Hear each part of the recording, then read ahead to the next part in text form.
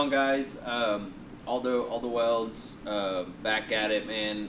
We're just gonna kind of give you guys pretty much a breakdown of the World Cup, a pre-World Cup prep, during World Cup, and the records that were broken and everything that went along with it. I guess we could start off by basically saying, I had the intentions of going to World Cup since last year when we did go.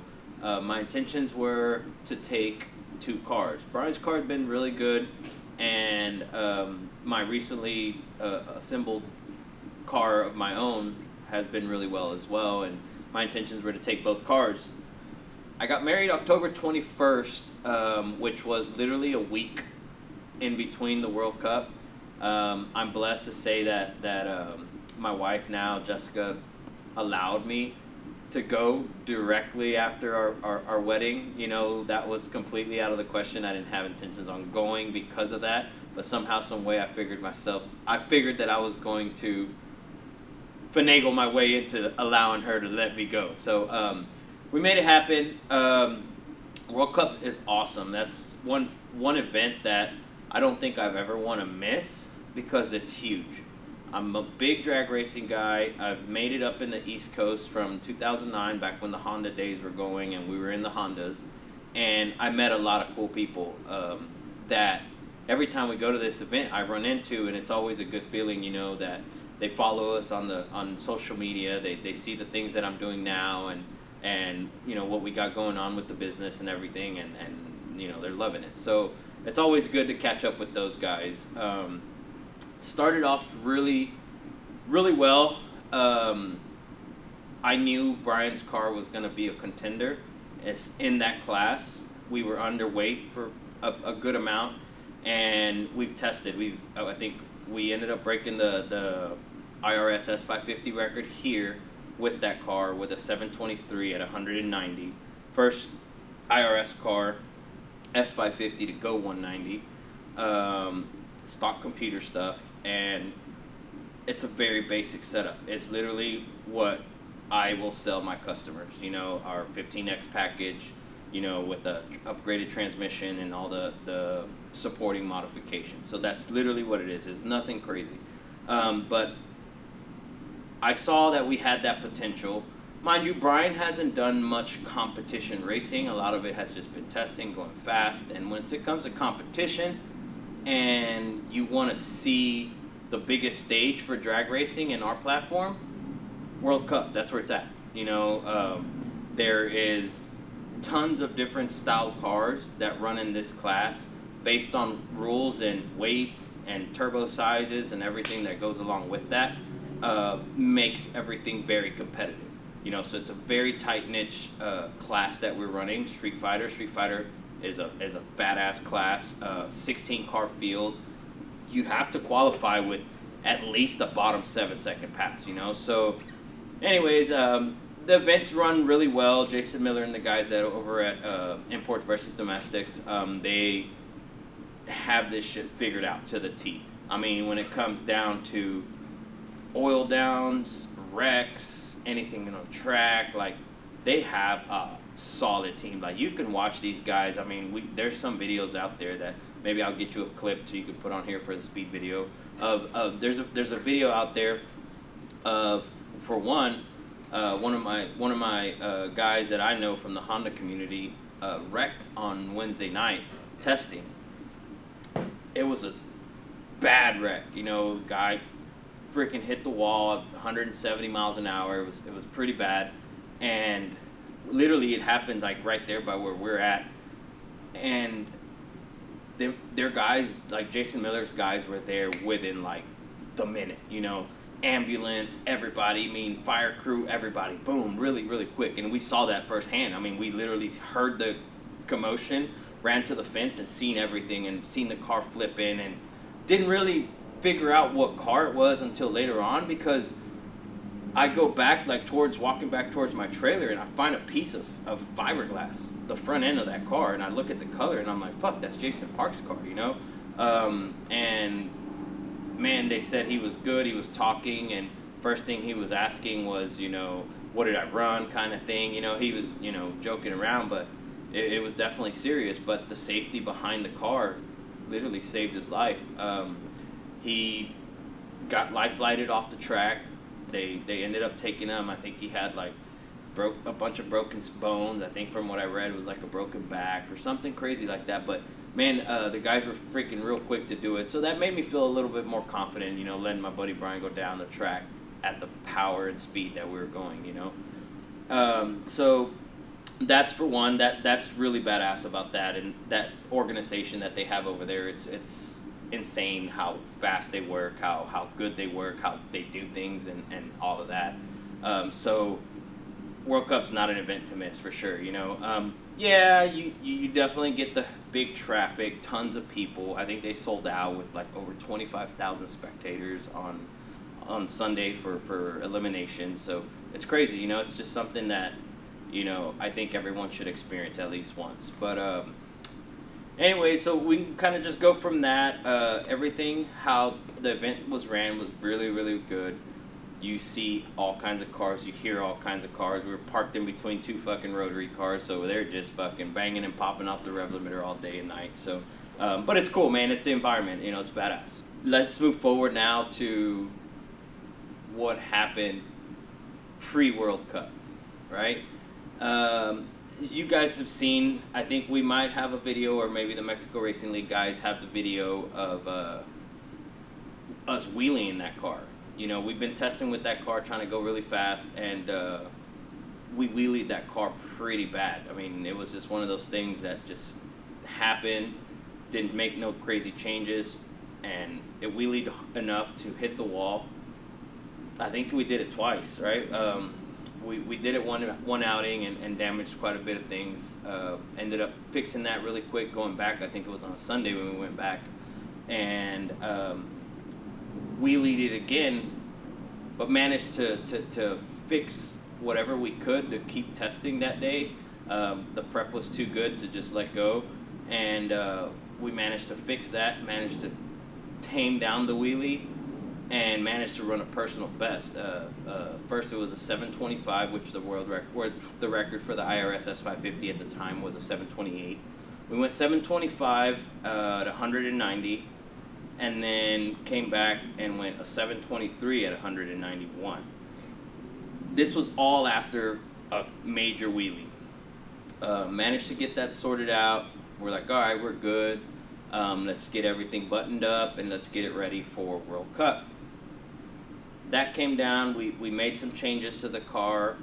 Don't remember exactly what I did. I think we might have we did the hood exits on the car. We did it damaged some intercooler pipes that day that it wheelied. So on the 723 pass, the car had crushed intercooler pipes because where the car came down, hit the intercooler, crushed the charge pipes, and so I ended up remaking the new charge pipes on the car, fixed the intercooler from where it was dented, and made the up pipes on the turbo for, you know, exiting out the hood. You guys have seen that video, and when we did that, it definitely picked up power. The car definitely picked up power from doing that, just because we're at the limits, at the complete limits of a 3-inch downpipe on 6870 turbos. So when we did the 3.5 downpipes out the hood, the car picked up power. We lowered boost and it picked up power. Went out testing Thursday before, you know, our getting ready for, basically that Thursday we were gonna go testing. All went well. We were gonna load up over the weekend and have the guys take off Monday. Well, Thursday comes, prep is great, make a hit. We've made some changes to the car as far as boost controller and how we're getting it to leave and all of that, suspension, etc., etc. The car goes 11460, 301 to the 330, or 310, yeah, 3100 through to the 330, and ends up literally fucking right after the 330, the car moves over, goes right, and smashes into the wall. We couldn't figure out why it did it. It was a pretty good amount of damage. Airbags popped, airbags that I didn't even know the car still had. But luckily they did have it, because the way he hit the wall, like it was bad, you know. The bags might have even saved him from smashing his head on the roll cage or whatnot, you know. It's just that bad. So it still coasted to a 5-0, you know. So that's when I said we were flying. Like that was personal best down both dots, which was 63:30, and we had to make that decision that day. Like the car was damaged. At that point, we talked about it right there and then that night. Said, what are we gonna do? We have everything set up. Airbnb's booked. I think Brian tried to see if we can cancel the Airbnb, and that wasn't a option. So it was one, bring it back to the shop, see what's damaged, try to repair it, or two, hurry up and get started on the stuff that we needed to finish with my car and get that completed to go. But we decided to go with, at the time was our better option, was just fix the car. It seemed like it was repairable. I have spare parts for it. I have my car that we could have removed anything that we needed for that car. I have it all. So we brought it over to my house that night, dropped it off on the or dropped it out of the box, put it on the lift, and looked over everything and seen exactly what happened. I saw that there was potential. I saw that there was some stuff that were bent. The wheel was bent. The rotor did some weird shit that was cracked. Quarter support, or the quarter panel was completely damaged. All the airbags were popped. Headliner was damaged. Front fender was damaged. Headlights were broken. Man, it had a lot of damage. And at that point, we had to make quick, instant decisions because, mind you, this is Thursday that this happened. We have Friday, Saturday, and Sunday to get ready because the guys have to leave Monday, right? I'm blessed to say that my shop is at home, so me and the guys try to bust ass as much as we could. That Friday, they came over, helped me out. I decided to make quite a bit of changes. I pretty much said, for one, we need to put a coolant reservoir because I did see signs of it pushed a little bit of water. Didn't know how much, didn't know anything. So my thoughts were, we're building a different coolant reservoir with an overflow, and from that overflow run to the back of the puke tank. Why? For safety. That's all I needed to see. If it showed any little bit of signs that water came out, that cannot be going to the track. So if that was the case, then that could have been avoided by doing what we're doing now. So did that. Also added a coolant pressure sensor in the car, logged in it through our AMS, and did see that coolant pressure was higher than normal. Now, I've never had data of coolant pressure, but I did know that whatever I was seeing was a little bit higher than normal. Retorqued heads, drained oil, there was no mix, did all the extra stuff that we needed to do. The guys have families, man, so Saturday, I ended up pretty much working on it. Most of it myself. I think it was Saturday, or no, Sunday was most of it myself, because the guys had stuff going on. But I got it all done, got it all completed, prayed. I still had a slight feeling that something was wrong with the motor, right? So I told the guys, I said, Brian, is your motor in the black truck? Because he bought a TK motor for his black truck. He said, no, it's not in there yet. I said, all right, get the guys to load it up. I'll take whatever I can. If worse comes to worse, we're swapping motors. He said, cool, let's do it. All right. Well, let me back up. The guys came Saturday. No, the guys came Friday. Yeah, Friday. That's what happened. So the guys came Friday and picked up the car after I fixed whatever I could and took it to the body shop. That Friday night, they ended up picking the car up. Come here, Gunner. Come here, bro. Come sit down over here. Hang on. All right, come here, Bubba. Come here. So that Friday, they ended up picking up the car, taking it to the body shop, got the car repaired, That night they picked it up, brought it back to me Saturday morning or Saturday afternoon. We got as much as we could done then, and then all of Sunday it was just me by myself. I think Angel might have came and helped me a little bit, but it was just me by myself from going over everything. Man, I moved the chute handle thinking maybe he might have, you know, went to grab the chute handle, maybe clicked it in neutral. I mean, I was trying to eliminate all the fucking issues, right? So moved chute handle, the coolant reservoir deal, added coolant pressure, retorqued heads, checked everything that I thought could be an issue, right? So finally made the decision, said, all right, I mean, we're going to send it. We have a spare motor. Worst comes to worst, we're going to have to swap motors. So I loaded up the trailer, got everything done I mean, when we're talking loading up the trailer, I'm loading up the trailer to go racing fucking halfway across the country. So I need to take everything possible, right? So I completely loaded up the trailer. That night, Angel came.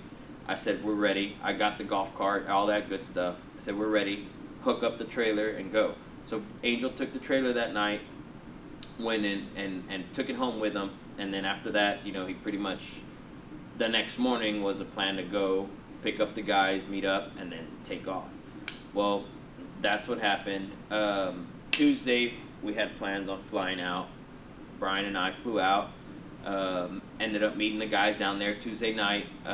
All that went smooth. I think they had a tire pop somewhere within like an hour away from the track or whatnot, but ended up managing to get that fixed. Tuesday night I picked them up from the track. We leave the trailer, we leave the truck, and go back Wednesday early morning. Full intentions. I said, look, we're gonna go.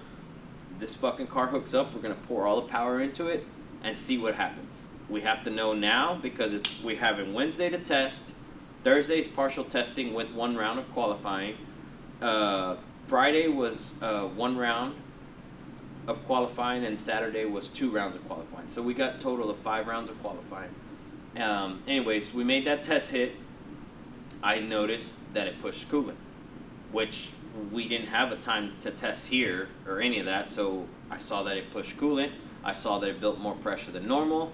And I made the executive decision right there and then. I said, Brian, we're swapping motors.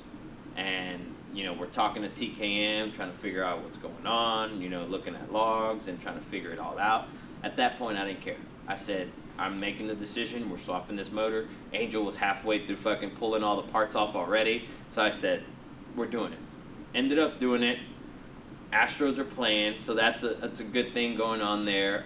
And we watched the Wednesday night game on my phone while we're swapping motors. You know, we ended up starting the engine swap at around probably 3:30, 4 o'clock. You swapping motors by 9:30, 10 o'clock at night.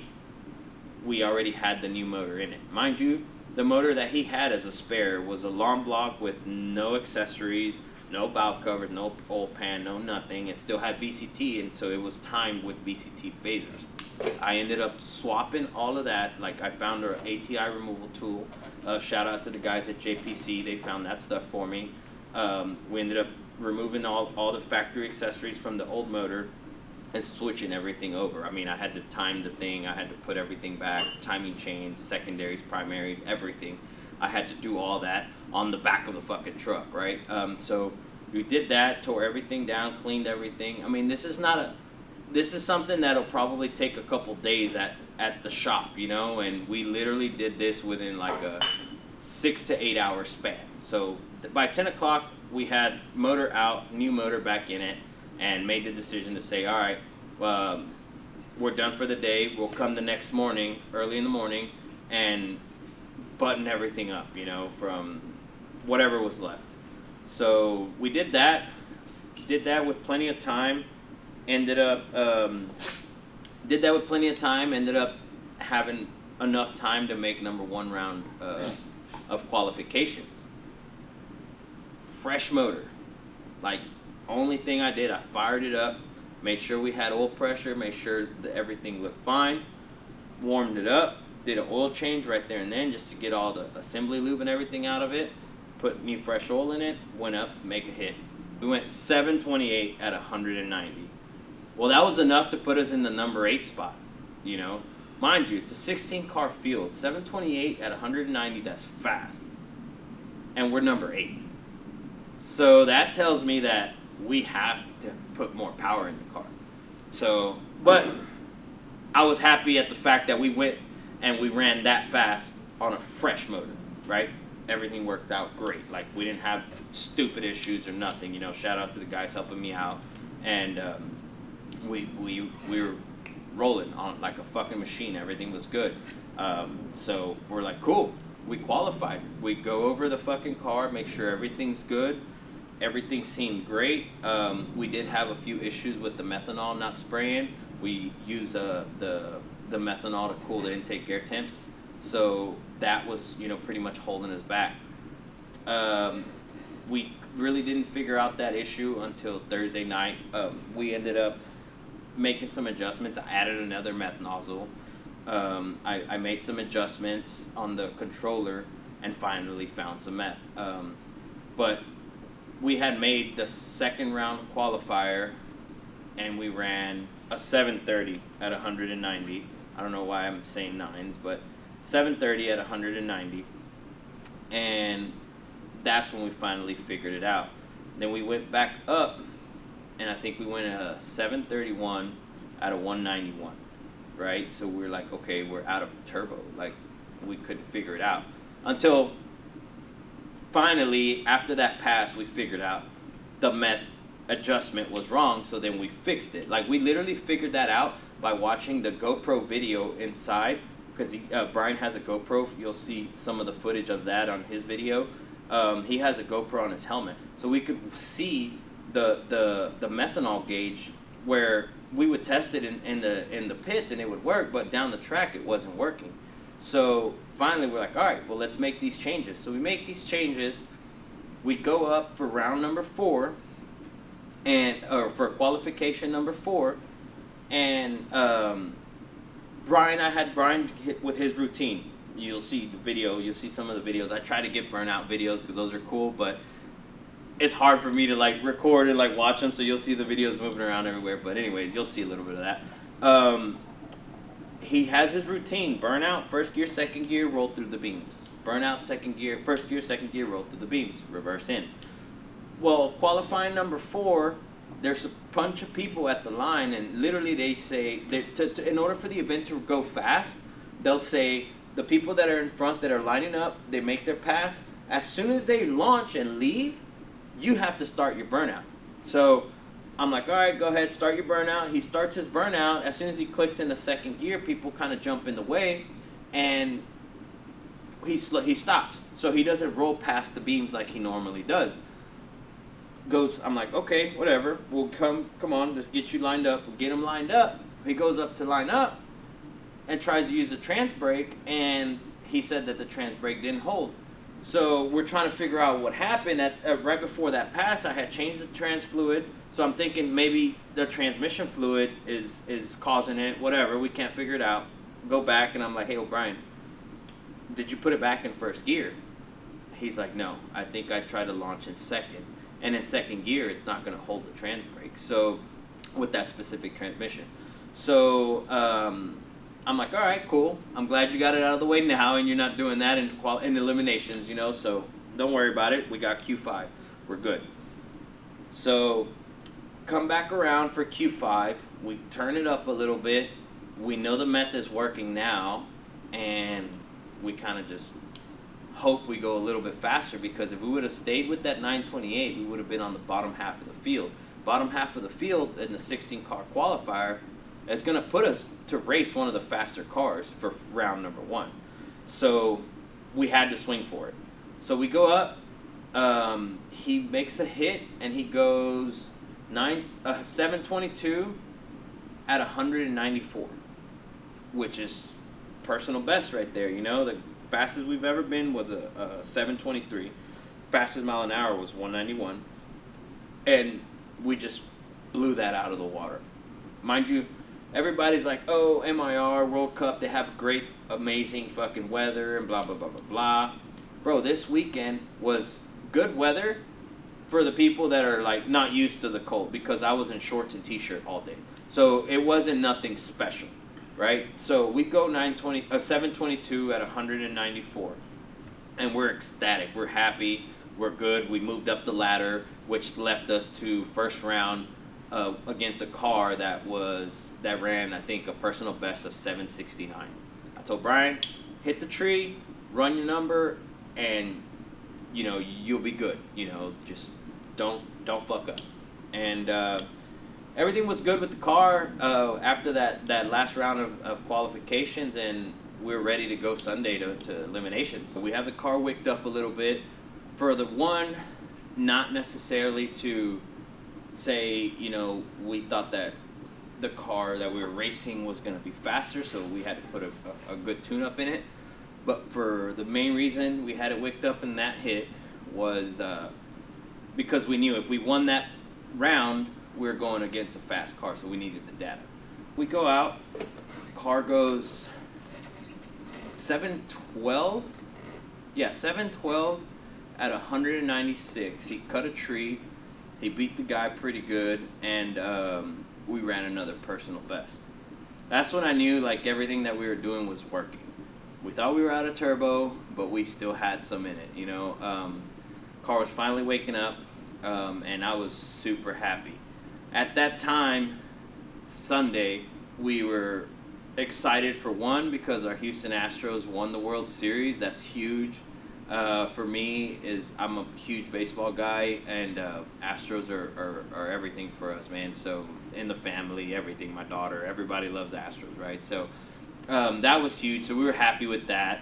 Then I finally told the guys that the night before that, I'm like, yo, I have my Astros jersey. I hadn't washed it since the beginning of the season, so I'm wearing it for round one. Like, I don't care what y'all say, I'm lining you up with my Astros jersey on. So I felt like that was the reason why we won that round, just FYI. We won that round, we went fast, brought the car back around, and everything looked great, man. Everything looked good.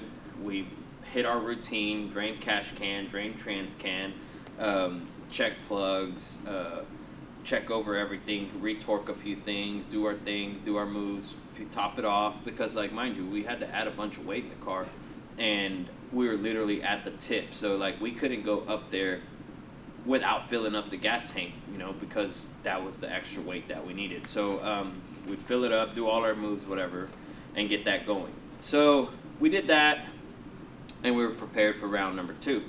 Round number two, we had Christine Dodworth, which she drives a GTR. It's a T1 built GTR, which is fast. I think she had gone number one qualifier the second round with like a 704 at 208 or something crazy, right?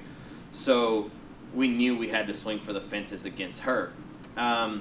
So we came up, and at first I thought that she had the lane choice. Normally you decide if you have lane choice or not based on how fast you go the round before, right? So we went 712, and I thought she went 704 again, but she ended up going 740. So at first I'm like, yeah, y'all got lane choice or whatnot. And she pretty much was like, okay, cool, well, we'll take right lane. And then the guy that was setting us all up is like, no, you guys have lane choice because y'all went faster. And we're like, oh, shit, well, we went faster. Brian wanted the right lane, so I'm like, sorry, guys, we get in the right lane, So that kind of threw them off a little bit. I mean, obviously not to play no games or anything like that, but that's how I knew Brian was more comfortable in the right lane. So set that up, get him in the right lane. I know the car was going to make a lick, and man, Brian got a little bit anxious. Dude, you're racing in front of fucking over 20,000 people that are watching. I mean, the stands on both sides are fucking packed. I was there last year, man. I've had that feeling. Like it's a lot of pressure, man. You're doing it in front of everybody. Not just the fact that you have 20,000 people watching you live. There's a live feed going on that has probably got fucking another 50,000 people watching it on there, So there's tons of shit going on, and so I get it. But first time out racing for him, it happens. Well, anyways, he goes up to the tree. He grabs the first bulb. She grabs her second bulb. They sat there for a little bit, and he goes up on the chip. He gets it up on the two steps, banging pops, bumps in, and she's taking her time to grab that second bulb, Next, as soon as she grabs that second bulb, man, Brian tried to guess at the tree. released it a little early.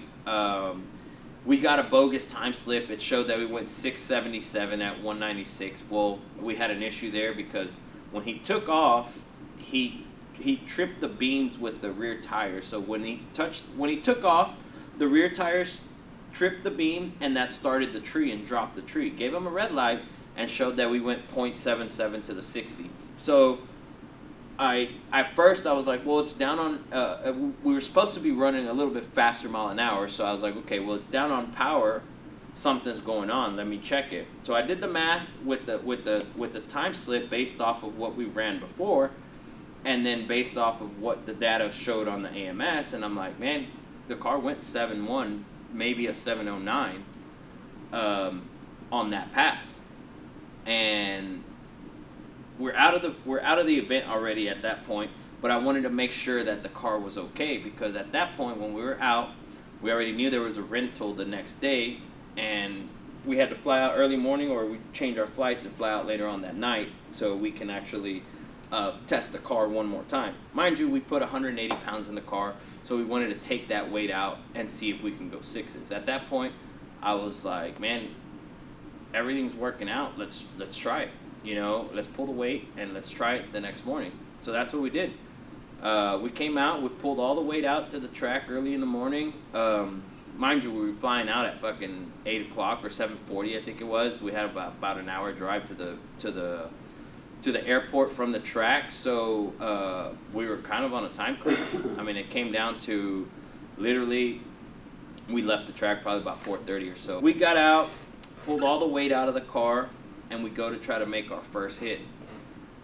We try to make our first hit, and the car wheelies. It power wheelies a good amount. Brian managed to drive out of it, and we brought it back around. I said, all right, we're putting back the 50 pounds that we had in the front end, so to try to keep it down. We did that, go out to make that rip, and bro, first pass that we actually got out of the car on Monday, first pass, same setup, just turned up a little bit more. We go 705 at 199. 705 at 199 is fucking flying for these cars. Mind you, this car is stock computer. We're still using a mass airflow. It's still an IRS car, and it's not that light. I mean, with him in it and the extra 50 pounds, it's probably 3450. So it's making power. And 705, 199, we're fucking ecstatic. We're happy. I pretty much have said, you'll probably see it in their video, I told, you know, Brian's like, we're going sixes or bust. I told the fucking media guy, I told my boy Memo, I said, hey, I'm happy with a 7.0, even a 7.09, you know, I'm happy with that. And I was happy. I'm good. Like, I can tell you next time we go out, if we make a full lick, we're probably going to go 680. But we'll leave that to the end, you know. So we went 705, 199. You guys have seen the video online, but we'll probably still put it on here. 705, 199, flying.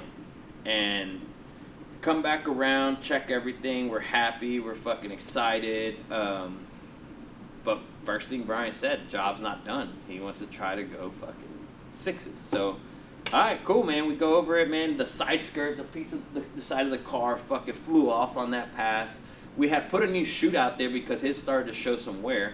So we put a new chute, but it's a little bit smaller than what we already had. Anyways, it is what it is. Go cool it down, check over everything, make sure everything's good, put it back together, and take it back out. The car power wheelies again. He backs it up. Literally right there, power wheelies, goes forward. I reverse them all the way back. Trans temps are probably through the roof. He's like, I'm doing it again. So we do it again. Launches, sure enough, goes past the 60 foot. Right after the 60 foot starts coming up, Brian does a quick pedal and gets back in it and fucking goes. It goes 714 at 200 miles an hour. 200 miles an hour, like that's, for us, that wasn't, I wasn't expecting this to go this fast out there. So we go 200 miles an hour, pulls a chute, everything was fine. He comes back around. He's like, man, I had to pedal. He didn't think we went that fast. I show him the 200 mile an hour. He's like, holy fuck, like we were flying. So go over everything, and I did see literally this brand new chute that we bought started shedding, like it started shredding, right? Like bad, to where I was like, man, I don't feel safe sending you back down this track with the chute like this. So we ended up putting the old one on there, and mind you, we're running low on E85. Like this was our last amount of fuel. We were running low on spark plugs. We're literally like on the edge of everything, man. So we're like, all right, and then I ended up finding like something was leaking. It was a very weird leak off the transcooler in the rear of the car. So we ended up getting everything sorted out. After the wheelie, we ended up popping a shock. One of the front shocks blew out. So we pretty much just try to make it work with that for the next attempt. So the 714 at 200 miles an hour, that was with a blown shock. Like oil was everywhere on that shock. But I've seen the Street Outlaw guys do it. They ran it with a blown shock, and I was like, fuck it, these limiters are gonna hold. Don't fucking recommend that to anybody, but we were trying. So anyways, we figured that out, and then I see the transcooler leak, but it was weird. It wasn't leaking while the car was running, and so I was like, fuck it. Well, they were going to send the transcoolers behind the car. We're probably the only ones running the radio lane, and let's hope it doesn't leak.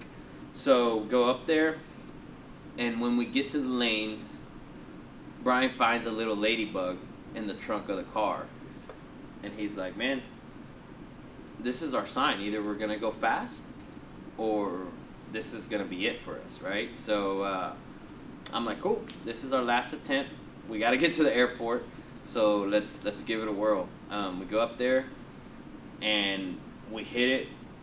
It goes a personal best 660 foot at 114, but power wheelies enough to where he gets out of it.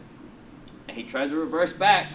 When he's reversing back, I noticed that the transcooler's got a leak.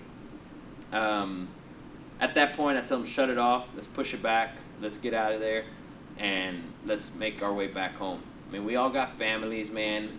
We're fucking truly blessed to have people that'll run our business when we're gone. We have, the wives that are, taking care of the stuff at home. For a whole week, man, we've been gone from Monday to Monday, so that's a lot, man, especially, being the man of the house and all of that. We're definitely blessed to have those people to allow us to do these kind of things. We do it because of the passion for the sport. We do it for the passion of racing. And, man, this right here has just opened a whole can of worms for me. This is not the fucking end. Like, we're going to go really, really fast with that one car, and we're going to go really, really fast with a lot of others. Why? Because I've gotten a lot of data. Same shit that happened last year when I went fast with Randy's. We're coming. Texas 2K, you guys are going to see. You guys are going to see fucking fast S550s. I got 3 of them that for sure are going to be there that are going to fucking haul ass. And then 1 that I need to complete whenever I got time, which is my personal one. But I appreciate everybody. Thank you for watching. Thank you for the support. Like, dude, it was awesome. It's a great feeling when you're halfway across the country and these people are coming up to you saying they love your content, that they've been watching you, they follow you on Instagram, all that. Dude, that's so humbling for me, man. It's a humbling experience, man. You're never gonna see me be cocky about any of this shit. You're never gonna see me fucking talk mess or talk down on the people that are trying. Never, man. I did say this was easy, but it's easy when you have the right people behind it, man, and the right ambition to get it done. Stay tuned. We have the full video of all the footage that I got. It's probably half-assed footage because I recorded it with my iPhone, but it's something to show you guys what went down at World Cup. It's amazing. Can't wait for next year. I can't wait for Texas 2K. I'm telling you right now, Aldowelds is here to stay. For those that know, y'all know. And for those that didn't know, now you fucking know. All right, Aldowelds, FTW, bro. And we're going to step on their throat, man. After this, there's more records coming. Y'all know we did the stock motor record with this one, 777 at 177 stock motor. After that, we had also broke Brian's record, 723 here. Went over there, went 705, 199, broke into the 200 mile an hour. I have a truck that I'm going to fucking be doing that you guys are going to see that we're going to haul ass with, just to show you guys that we can get ourselves into anything, Ford platform or anything else, bro. We're going to fucking kick ass, and I promise you guys 2023, Aldowelds is going to be on fucking top. I promise. Peace out. Check out the new video coming. Check out the Mexico Racing League Boys video. Like, share, subscribe, all that good shit, man. I appreciate it, everyone. Peace. All right. Also, man, last but not least, I want to thank everyone that's helped us get there, that helped us while we were out there, and man, all the love and support we got. So first off, Mexico Racing League, obviously Brian's the owner of the car. Aldowelds, we get this shit done. My guys will fucking make it happen. And Circle D Specialties with the badass converter. The shit's been working, and I'm happy with it. I'm really, really happy with it. Almost looking to switch over, but not yet. Also, Devin Hyde, Go Hyde Racing out of Maryland, for the Ford parts, man. Second year in a row that I call the guy, I'm like, hey man, I need something for Ford. Gets it to me, no problem. Shows up at the track with it, badass, dude. The JPC guys, man, JPC Racing, bro, like, them guys fucking, you know, did whatever they could to help us out with anything we needed out there. Came and check up on us, make sure we were good, make sure we didn't need anything. Those guys were badass, man, like, for real. Drop of a hat, they gave us anything we needed. Them guys, late model performance that was out there, bro. We needed a methanol nozzle. They didn't hesitate, man. They're like, we'll go get it from the shop, we'll bring it, and we got it, we'll make you a line, whatever we need. Bro, they did it. They fucking killed it. Those guys, my buddy Angel LaBoy with Boosted Alarms, man, couldn't have done it without you, buddy. Richard, you know what's up, man. I appreciate everything there. Memo Ochoa, aka Zach, their media guy, he's doing it all for us too. Brian, man, Menser Motorsports, dude, the shocks worked until they didn't because we blew them out from wheeling too much, man, but there was nothing against y'all. Menser Motorsports, TKM, man, the TKM boys were fucking in our Instagram, in our DMs, making sure we were good, telling us what we could and couldn't do with the old motor and the new motor. I mean, for us to make the power that we were making with that motor, it's a street TKM motor, man. It's fucking killing it and taking everything. All UPR Racing out there, bro, helped us out. Anything we needed, they were there. All those guys, man, everyone, man. And if I forget anybody, I'm sorry, man. And you're just not gonna go unappreciated for sure. Again, Lund Racing, man, John, all day, every day, bro. We're a fucking team, bro. We get the shit done. We get it going. We go fast, and we learn. Data is everything. You know about it. Let's go, baby. Underwear tune from John Racing, man. Or Lund Racing. I'll try to let everybody know how much help we got to get to where we are. So everyone that I've mentioned and everyone that I forgot, I appreciate it. Peace out.